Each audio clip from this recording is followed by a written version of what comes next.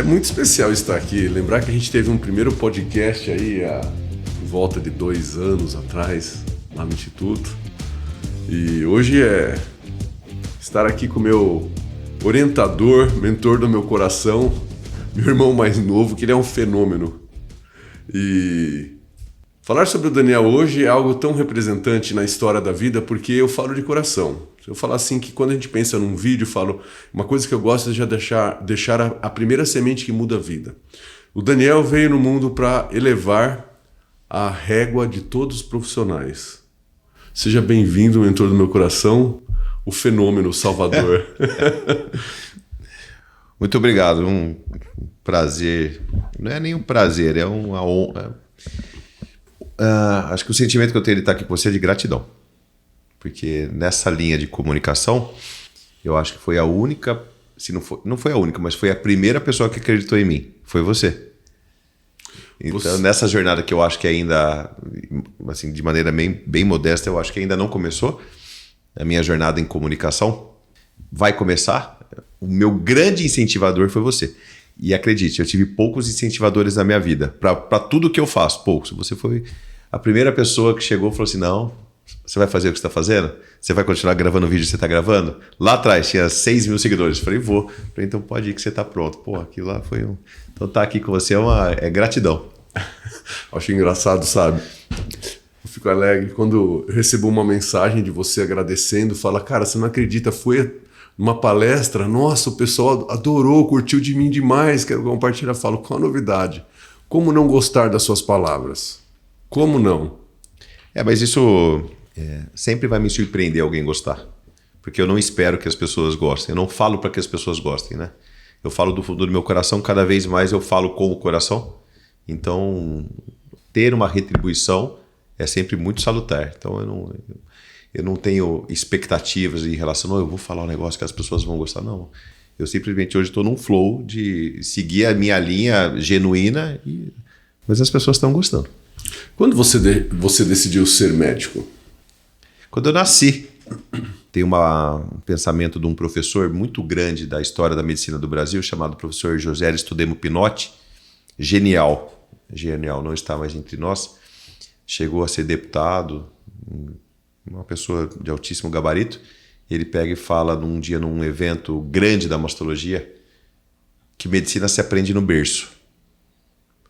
E aquilo me tocou de uma maneira muito sensível, assim. Eu tive que parar de ouvir o que ele estava falando. Eu peguei um papel, uma caneta na época, isso em 2009, 2008, e comecei a escrever uma carta para meus pais. Escrevi essa carta com eles até hoje, agradecendo a faculdade de medicina que eles tinham me dado, mas não é a faculdade da qual eu estudei, é a faculdade da qual eu nasci. Porque medicina se aprende no berço. São critérios cristãos.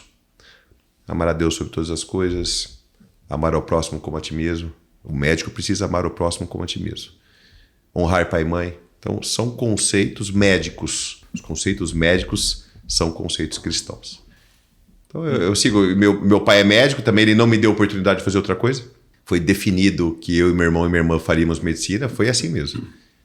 A gente não teve muita chance para escapar. O que é muito compreensível, porque meu pai fez a vida dele na medicina, nos criou, vem de uma família muito simples, e a medicina proporciona. Então, todo o entusiasmo que meu pai tem, toda a gratidão que ele tem pela medicina, por poder ter criado a família dele e da minha mãe, então nos proporcionou a seguir pela medicina. E qual foi o encantamento com a profissão? Eu acho que ele tem sido nos últimos anos. Nem sempre foi. A medicina não encanta de cara. A ideia da medicina, para quem não é médico, talvez seja maior do que a do próprio médico. Porque entrar na faculdade de medicina tem toda uma poesia, né? Mas daí a vida... Você sai da faculdade um entusiasta, mas daí a vida vai te moldando, as suas expectativas não serão atingidas na maioria das vezes, porque as pessoas acham que médico tem que ganhar dinheiro, que médico vai ser rico, que médico vai ter status. Talvez um dia isso aconteceu, isso não acontece mais. E a vida vai te moldando. Nos últimos muitos anos eu tenho entendido que não é para isso a medicina, né? A medicina é uma grande possibilidade de você se aproximar das pessoas É uma credencial. Eu sou médico. Puxa vida, seja bem-vindo. Essa credencial existe. A pessoa nem te conhece, te chama de doutor, né? Te respeita. Porque é desnecessário, mas mostra o respeito que as pessoas têm. Então, a possibilidade de você ser médico para se aproximar das pessoas, isso entusiasma.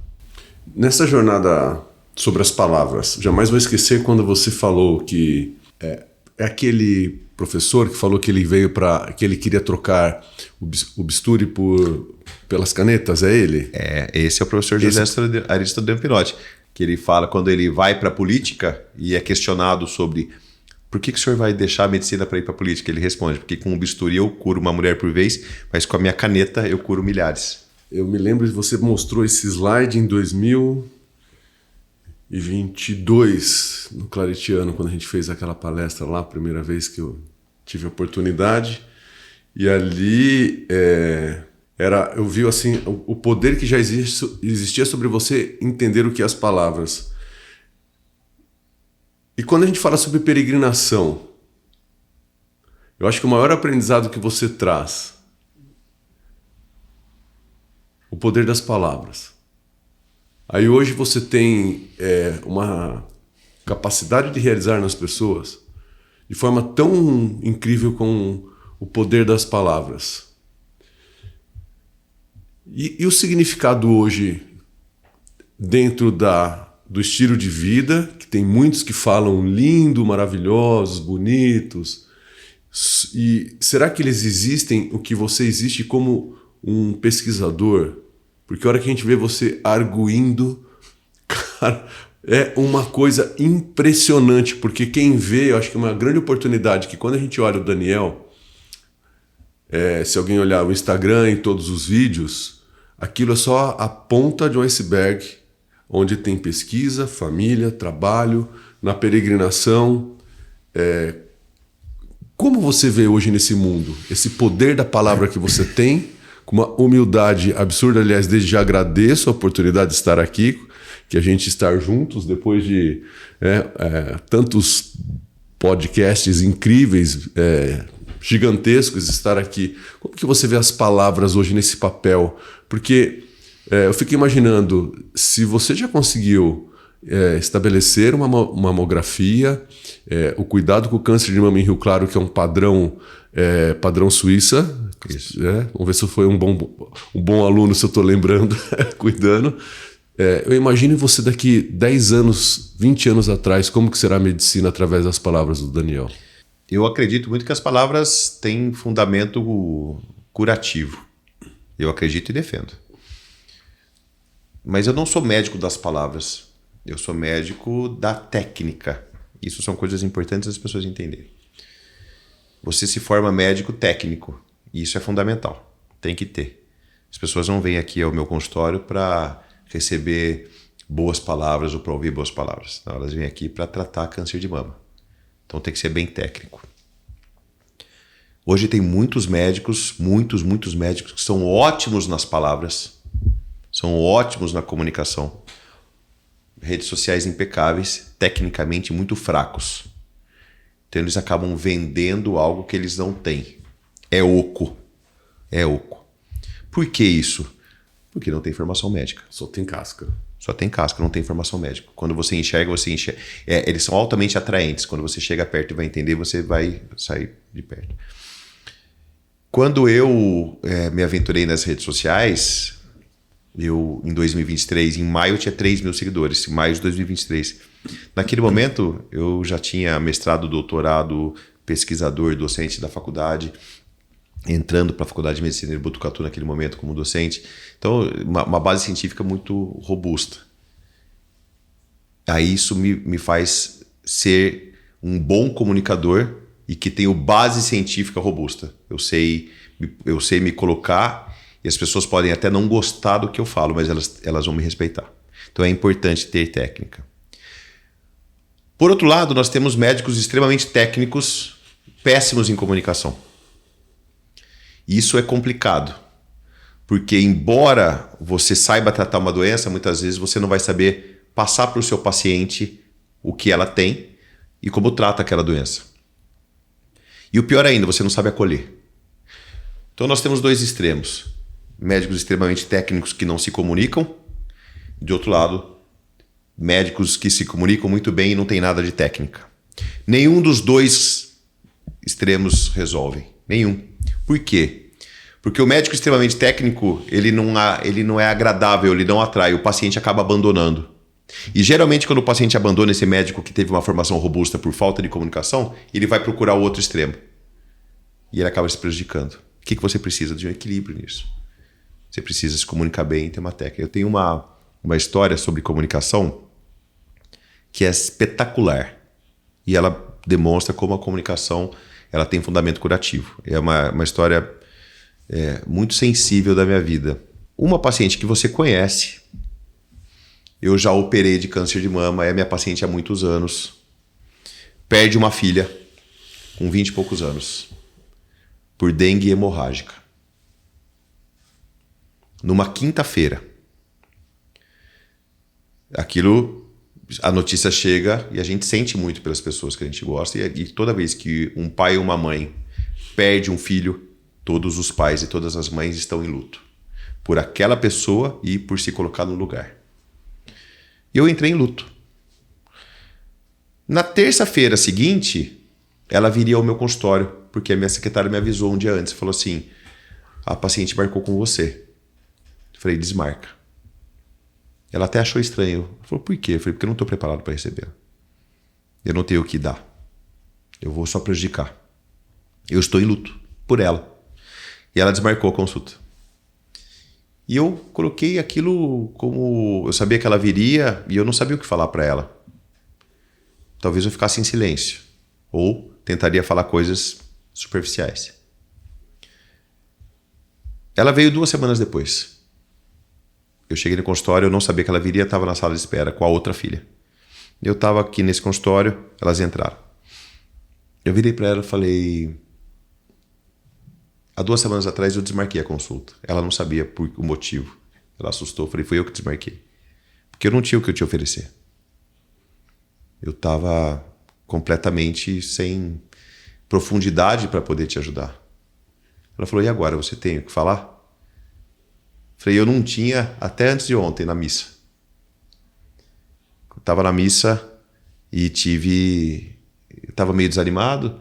E o momento que mais me entusiasmou, e que geralmente acontece, é quando a gente deseja a paz de Cristo para as pessoas. E eu senti no meu coração que estava na hora de eu te ver.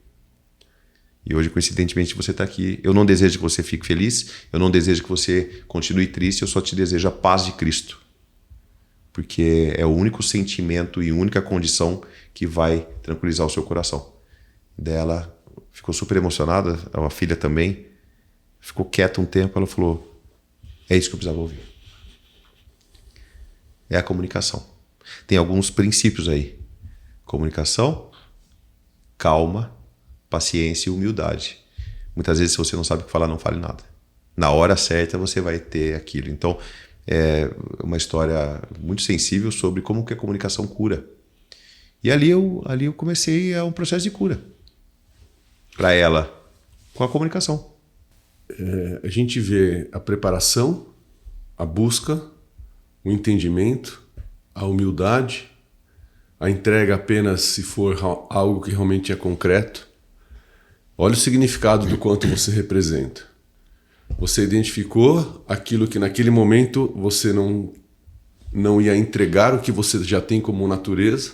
A sua natureza, se for verdadeiro eu estou dentro, se não for verdadeiro, se for tiver que fingir, a gente já vê que não vai.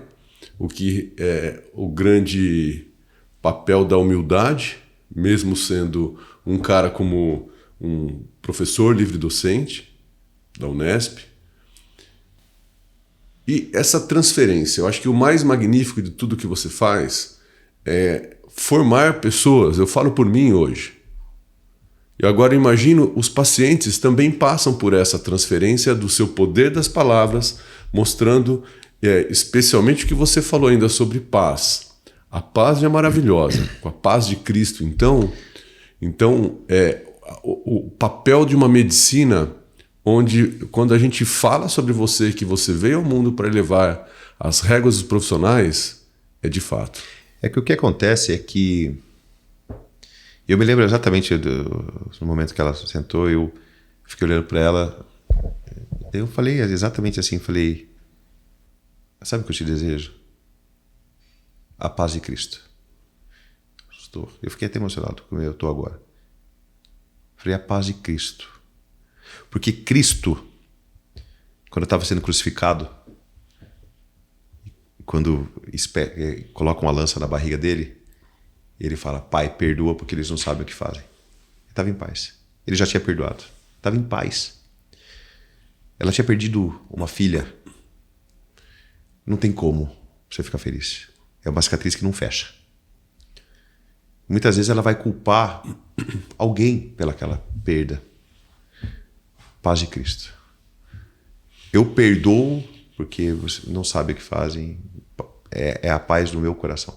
Então a paz de Cristo é algo que você tem que sentir para falar. E é como eu falei. Quando você está na missa, levanta e toca nas pessoas e dedica a paz de Cristo, você dá a mão, a paz de Cristo, a paz de Cristo. Tem duas coisas muito importantes ali. Primeiro a palavra, segundo o toque. Meu irmão, a paz de Cristo. Te desejo a paz de Cristo. Tocar é cristão. Dedicar a paz de Cristo é cristão. Não é médico, mas você tem que saber fazer do jeito certo, na hora certa. O mais interessante é que a paz de Cristo, quando você deseja, ela não é para quem você está desejando, é para você. Então eu não sei se ela que estava precisando da paz de Cristo ou eu, mas eu sei que a gente ficou em paz aqui. Você é um meio de Deus na vida. De fato. Eu já visto o quanto a gente olha você... eu posso falar pelas experiências, pelos cuidados. Se for contar histórias sobre mim para com você, eu já visto que o primeiro aniversário de surpresa foi eu com 47 anos. Super-homem. Super-homem lá, ainda fez em casa. Eu tinha até esquecido o meu jeito de ser, me chamou, cheguei lá. O melhor Natal da minha vida, na sua casa, junto com os familiares. E tudo isso é uma história que o mundo precisa mais do Daniel.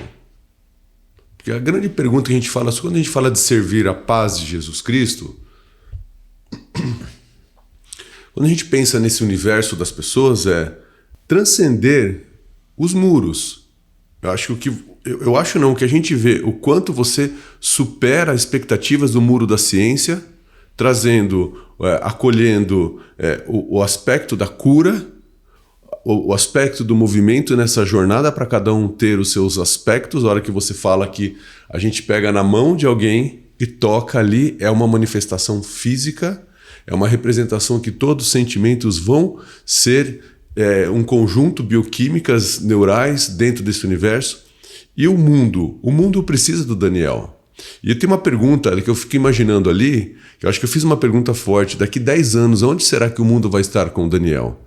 Eu perguntei onde o Daniel vai estar daqui 10 anos. Acho que a pergunta que a gente tem que realmente estar empolgados aqui, o que nós vamos ter de frutos no mundo daqui 10 anos com a presença de tudo que você faz na vida?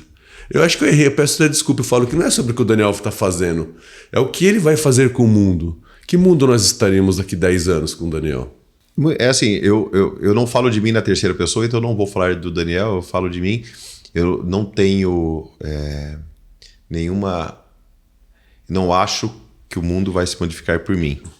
Mas esse é o meu objetivo.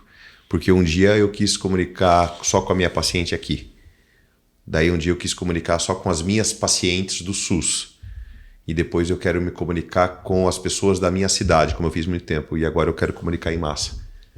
Não porque eu quero ficar famoso, mas é porque eu tenho uma missão de falar o que eu penso. E parece que as pessoas gostam de ouvir as minhas reflexões, tanto técnicas quanto reflexões genuínas de um peregrino. A peregrinação me traz essa necessidade de falar. Muitas vezes eu não falo para as pessoas, eu falo para mim. Quando você se ouve, você começa a refletir. Eu acho que a minha cabeça é tão inquieta que eu preciso falar para que eu possa me ouvir. Então, por que não abrir uma câmera e poder falar para muitas pessoas que podem parar para me ver a hora que elas quiserem? Porque é democrático, eu não estou forçando ninguém a me ouvir. É democrático.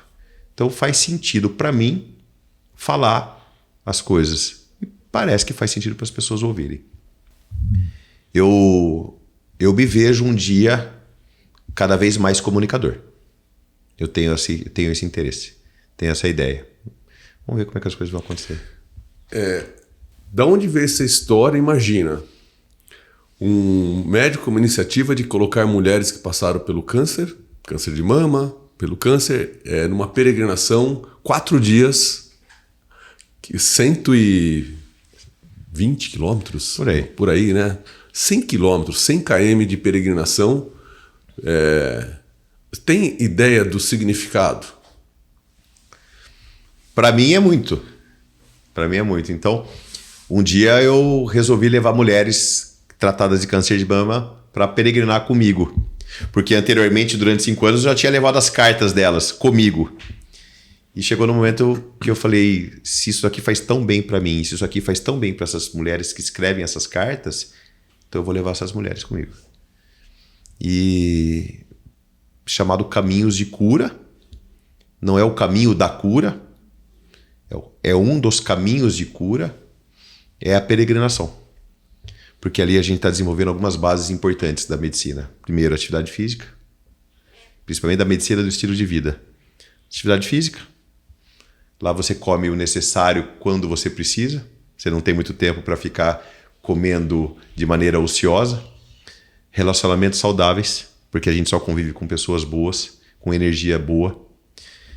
Combate de estresse e fadiga, porque se você quiser diminuir seu estresse, se aproxime da natureza. Hipócrates já dizia, o homem adoece quando ele se afasta da natureza. O pilar do sono, porque, meu amigo, vai andar 30 km durante o dia para você ver se você não dorme bem. E o pilar das substâncias tóxicas, porque lá você não fuma e lá você bebe muito pouco ou não bebe nada. Então a peregrinação ela reúne os 5 pilares da medicina do estilo de vida. A peregrinação reúne os 6 pilares da medicina do estilo de vida. Atividade física, nutrição, combate de estresse e fadiga, sono, substâncias tóxicas, relacionamentos saudáveis. Então eu resolvo levar essas mulheres para peregrinar. O mais interessante é que o Caminhos de Cura é formado por médicos, pela equipe do Flor Azul, né? Pelo nosso educador físico, mestre e futuro doutor, pela nossa nutricionista, por quem ajuda, e a gente foi para cuidar das pacientes. No final das contas, elas cuidaram da gente. Então eu não sei se nós proporcionamos isso para elas, se elas proporcionaram isso para nós. Eu acho que o mais incrível da sua história, eu tenho uma premissa que quando eu vejo as pessoas, todo mundo eu fico imaginando quando elas eram crianças.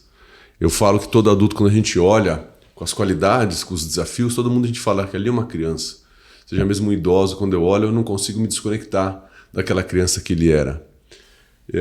O que eu mais fico aqui curioso, imagina o Daniel com 14, 15 anos. Você imaginava que você ia ser o cara que você é hoje? Olha o tamanho que você é hoje, cara. Cara, eu com 14, 15 anos eu era impossível. Um péssimo aluno e com algumas rebeldias da adolescência. E os meus pais souberam me colocar na linha. Não foi fácil me colocar na linha, mas eles souberam. E com um pulso muito forte. E eu tenho uma passagem que é importante na minha vida, que talvez lá atrás eu não tenha entendido, hoje eu entendo. Como pai, hoje eu entendo. Nós saímos da escola por volta de 11h40 e ficava jogando ping-pong. E minha mãe nos buscava por volta de 12h30. Um dia meu pai chega para mim e fala assim: amanhã sua tia vai buscar vocês na escola. Só que ela vai chegar no horário. Vocês esperem lá na frente. Porque ela tirou carta faz pouco tempo e ela não sabe estacionar o carro. Falei, beleza, imagina. 11h40 eu sabia de tudo isso, fui jogar ping-pong. 12h20 minha tia aparece. Não, 11h40 fui jogar ping-pong. Daqui a pouco minha tia chega. Ô Dan, seu pai falou pra você esperar lá na frente. Eu falei, tia, desculpa, eu esqueci nada. Tinha sido assim, fui desobediente. Daí ela me coloca no carro, eu chego na minha casa e ela conta pro meu pai e pra minha mãe. Daí meu pai chega na hora do almoço e ele falou assim: por que você não esperou sua tia lá na frente, como a gente tinha combinado? Eu falei, porque eu esqueci. Ah, você esqueceu? Então nós vamos dar um jeito pra você não esquecer mais. Os 10 próximos dias você vai voltar de ônibus da escola. Você vai sair do colégio, você não vai jogar ping-pong, você vai esperar lá no ponto de ônibus e você vai voltar de ônibus da escola para você não esquecer mais as coisas que eu te falo. E assim eu fiz. Embaixo de sol, ficava esperando o ônibus saindo do colégio e nesses 10 dias, meu pai e minha mãe que foram buscar, meu irmão e minhas primas na escola, eles faziam questão de passar na frente do ponto de ônibus fazendo tchau para mim. E eu nunca mais esqueci desse castigo, nunca mais esqueci das ordens do meu pai. Então eu fui criado na linha, na regra. Então não fui adolescente fácil, mas eu aprendi. Eu aprendi hoje a respeitar, a obedecer. Eu aprendi a obedecer. E eu sigo isso até hoje, porque eu faço dessa lição algo para obedecer muitas vezes até outros princípios. Você obedece, porque a vida ensina. Eu acho que quando a gente pensa na sua história, que é elevar o nível das réguas profissionais, tecnicamente, discutir com você vai ser difícil alguém conversar com você de tanta forma incrível como você consegue. Tecnicamente, profissionalmente. Agora, o que me deixa ainda mais feliz, primeiro a gente já tem aqui quanto às pacientes, não só as pacientes, a forma como você conduz os relacionamentos, as pessoas que têm oportunidade para conviver, são pais, mães, os familiares ao redor da pessoa que está passando pelo câncer. Agora, a pergunta que eu tenho, assim, que eu fiquei imaginando, o que o Daniel executou, fez, realizou, quando ele era aquele jovem que estava começando naquela história, um cara rebelde, de acordo com as suas palavras, e aí olha só onde você chegou. E quantos jovens hoje precisam escutar essas palavras? O que foi que você realizou? Qual foi o tempo, a dedicação, o estudo? Quais foram as ferramentas de si próprios que você identificou ali? Porque ali é uma providência de Deus. Só que também é desafiador nesse momento, como jovem, saber que estamos fazendo essas conexões. Agora, quando a gente pensa em atitudes que você leva, não só a... Acho que quando a gente fala que você é um comunicador, que você veio para ajudar todo mundo, e para os jovens, o que os jovens poderiam se espelhar e realizar que você fez e você chegou ao que você é hoje? Essa é uma boa pergunta. Eu não me sinto apto a orientar jovens porque eu não sou um educador. Mas na minha jornada, como eu te falei, eu fui um adolescente muito rebelde e desacreditado completamente. E cada vez mais eu estudava menos, propositalmente. Mas isso naquela minha cabeça. Os meus pais me forçaram a prosseguir e ir adiante. Não, você vai ter que estudar. Então, o primeiro princípio. Tem que estudar. Tem que estudar. Não adianta. Você precisa ir na linha da educação. Que foi quando eu passo na faculdade de medicina, uma boa faculdade de medicina, e sigo adiante. O segundo princípio. Baixa a bola. Baixa a bola. Você não é mais do que ninguém. Não é porque você estudou que você é mais do que alguém. Muito pelo contrário. Se você teve condições de estudar, é para servir o próximo de uma maneira técnica. Baixa a bola. Terceiro princípio. Creia em alguém maior do que você, porque isso te ajuda a ser cada vez mais humilde. Então, quando você junta esses princípios da humildade, da educação e crer em alguém, o que no meu caso, creio em Deus de maneira infinita, e você perpetua isso diariamente, você consegue seguir adiante. Daí vem outros conceitos, que você vai dissecando isso, lapidando, e vem outros conceitos. Daí são calma, gentileza, que eu aprendo com você há muito tempo, essa palavra, gentileza. São princípios, mas eu acho que o tripé é básico, né? Educação, humildade e crer. Quando eu falo crer, é respeitar, inclusive pai e mãe. Então, eu acho que são conceitos que costumam dar certo. Cara, eu fiquei espetacular aqui, feliz demais de escutar isso. Porque são pilares muito concretos, reais, né? Estudar, ter humildade, respeitar as pessoas ao seu redor, lembrando que as pessoas ao redor são maiores do que nós. Aquela história que a gente... Acho que a grande missão, eu falo como um orientando hoje, uma coisa para mim no meu coração que eu fico mais feliz de ser um aprendiz, fico até emocionado aqui. Sou meio chorão só, mas fico emocionado de pensar que tô no caminho. Hoje, a hora que eu estava vindo pro carro, né, pensando no podcast aqui, eu falei, primeira missão de sempre, né? Eu falo que eu sempre é a voz do Espírito Santo falando, mais uma oportunidade como aprendiz. Ou seja, educação. Segundo, é estar aqui para trazer ao mundo as palavras do Daniel. Ou seja, o cara que é muito maior do que eu. E a educação como aprendiz é tão forte que você falou. Quando a gente pensa na sua comunicação,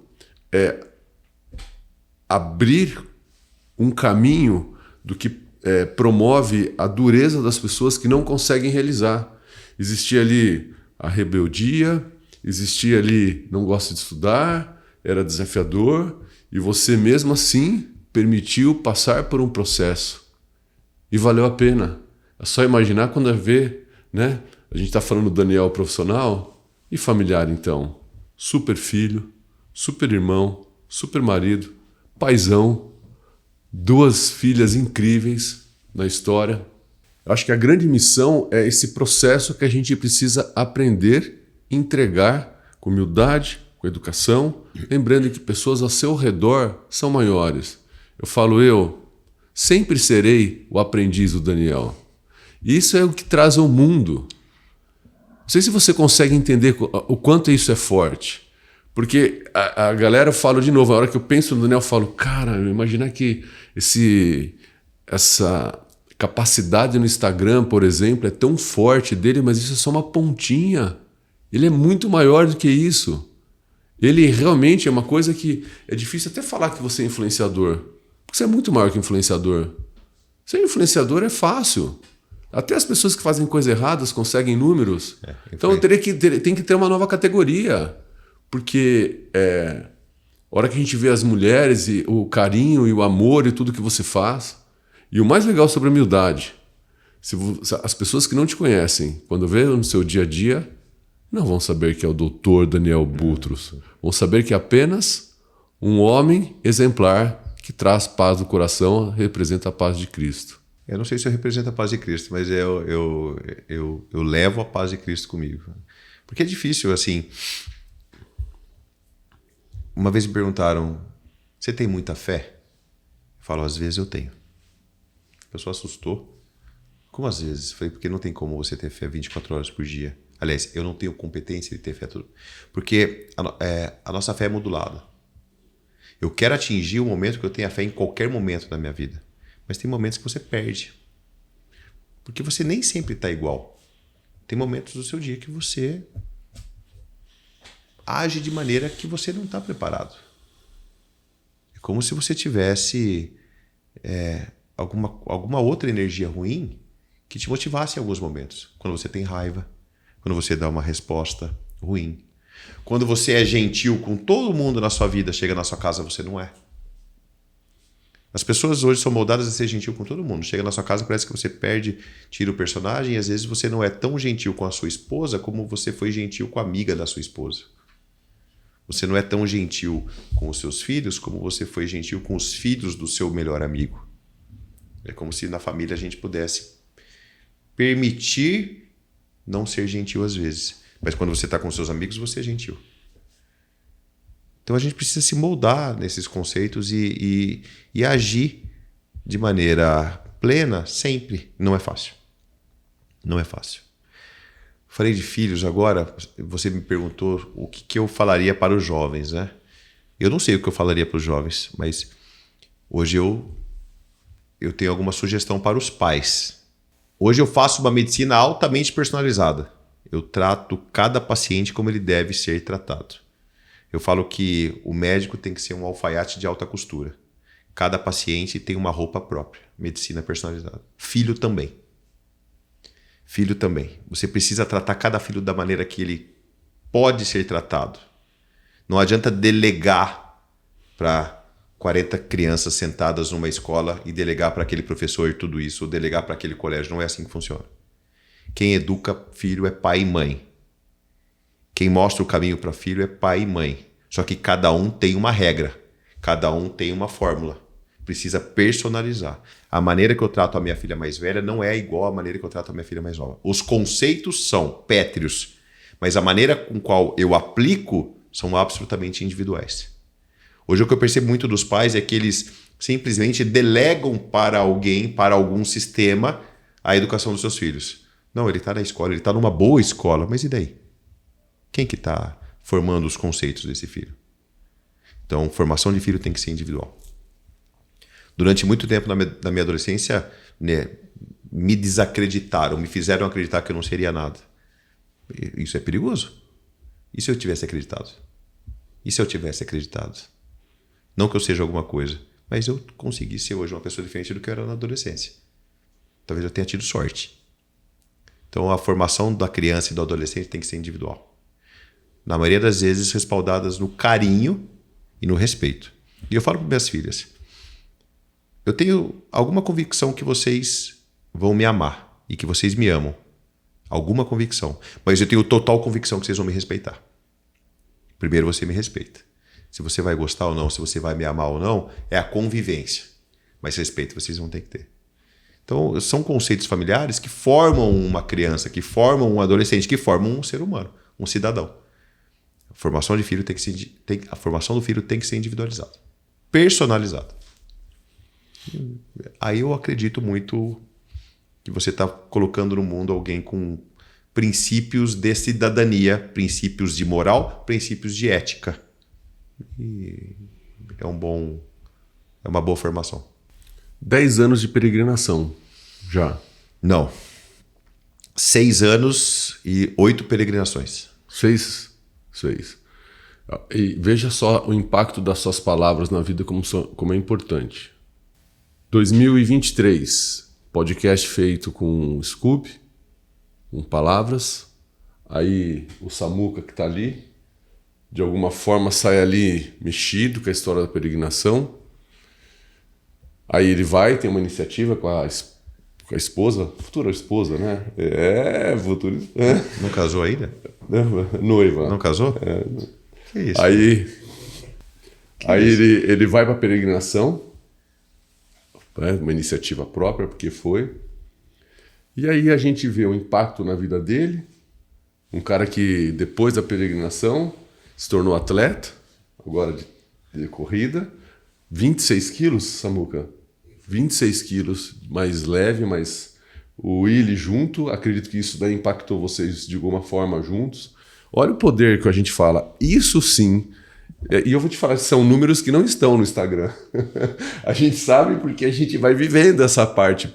Então, veja, as suas palavras, elas são muito fortes. É aquilo que você está trazendo uma oportunidade para todos nós nos tornarmos cada vez mais um ser humano melhor.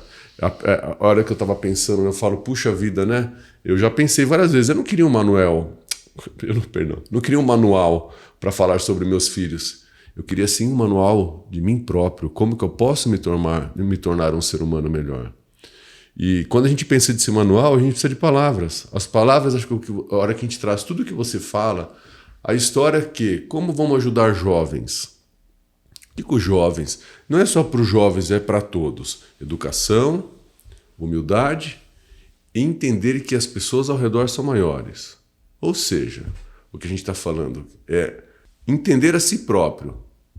Entender que as palavras que você traz é nos tornarmos alguém. Como que eu vou aprender esse manual? E aí o que você falou, o manual inúmeras vezes não vai vir da gente. Várias regras técnicas do meu manual, você que está me dando. Estou te falando de fato. Acho que eu aprendi, acho que a maior parte do manual da minha vida eu estou aprendendo com você. Falo de fato. Eu fico honrado, mas é que já estava tudo aí, né?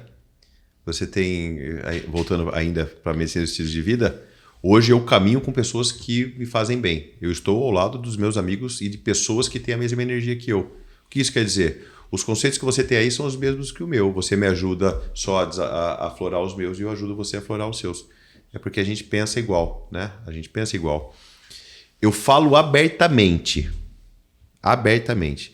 Se você quiser crescer espiritualmente, se você quiser te proporcionar algo para você evoluir, e hoje a internet está lotada de cursos e de mentorias, com um monte de gente que se sente no direito de falar como você vai ser melhor, ao invés de gastar todo esse dinheiro com essas pessoas, que eu não sei se vai dar certo, gasta muito menos e vai peregrinar.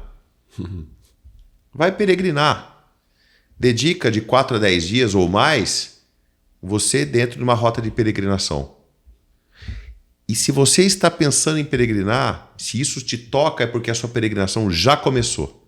Peregrinar não é o ato de estar lá caminhando. Quando você se sente peregrino, quando você tem vontade de ser peregrino, é porque algo despertou em você e a peregrinação já começou. Então, se você quiser fazer uma mentoria a um preço muito reduzido de como evoluir, vá peregrinar. Antes de gastar de 20 a 100 mil reais com os grandes mentores da internet, dedique-se a uma rota de peregrinação. E principalmente, se você conseguir, é muito duro, vá sozinho. Porque aí você vai entender as suas dores, os seus sofrimentos, você começa a se encontrar. A gente não se dá bem com a gente mesmo. Na rota da peregrinação você acaba fazendo as pazes. Você com você mesmo. E aí você evolui. Dificilmente vai dar errado. Dificilmente vai dar errado. Quais são as palavras que você deixaria para todo mundo que tem a oportunidade de escutar aqui agora? Eu falo que a gente ficar conversando com o Daniel é ad eterno, tanta histórias. Pensando na peregrinação, histórias pessoais, medicina. Qual é a grande mensagem que você, hoje, eu acho que você é um crescente tão grande que a mensagem que você dá hoje, provavelmente ela já vai estar aprimorada daqui a alguns dias ou meses, pode ser que ela fique juntas. Agora o que a gente vê é que a sua capacidade de palavras, ela sempre vem com raízes familiares, com raízes da ciência, da sua formação, da sua história, da humildade. Como você falou, acho espetacular o que você falou. Eu fico pensando realmente muito nos jovens. Na nossa conversa é engraçado que eu imaginei que eu ia chegar a falar mais sobre a questão da oncologia. E, na verdade, eu fico imaginando os jovens. E acho que talvez uma coisa que eu de verdade, eu estou sentindo. Os jovens precisam escutar também o Daniel, e muito. Quais são as palavras que você deixaria para esse universo de quem vai agora assistir esse podcast aqui? Absolutamente outra coisa. Você vê que é altamente... Aí curta, comenta. Não, eu entrei num flow aqui com você incrível, cara.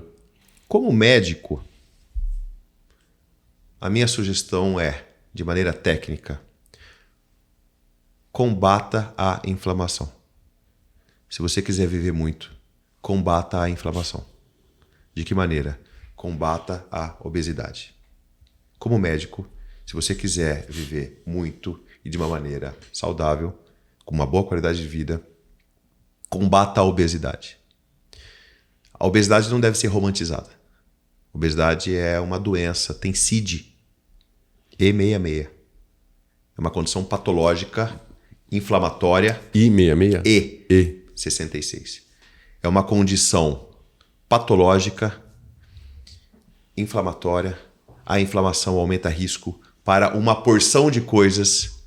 Eu costumo dizer que a inflamação é a base do iceberg. Lá para cima você tem as doenças cardiovasculares, que são as doenças que mais matam homens e mulheres no mundo, as doenças oncológicas, muitas delas inclusive o câncer de mama, que é a minha especialidade, que 85% dos casos se desenvolvem por estilo de vida ruim, inflamação.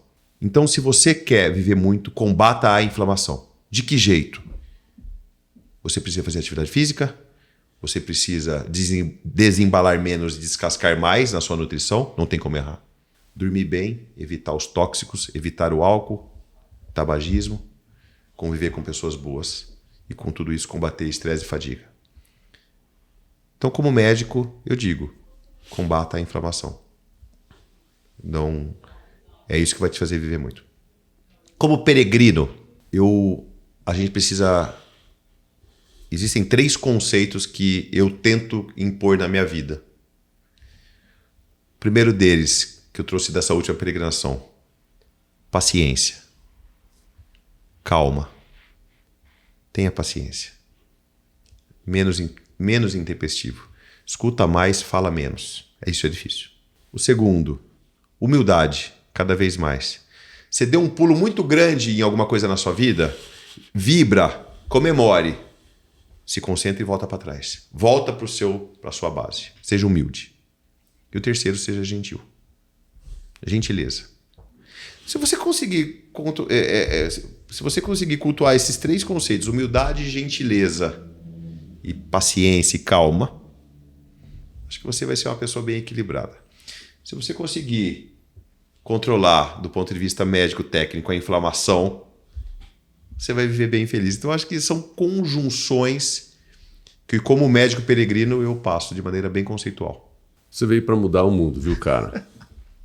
Olha, eu achei interessante que a hora que a gente pergunta, você imagina que não vem, de repente vem história técnica com números, já consegue...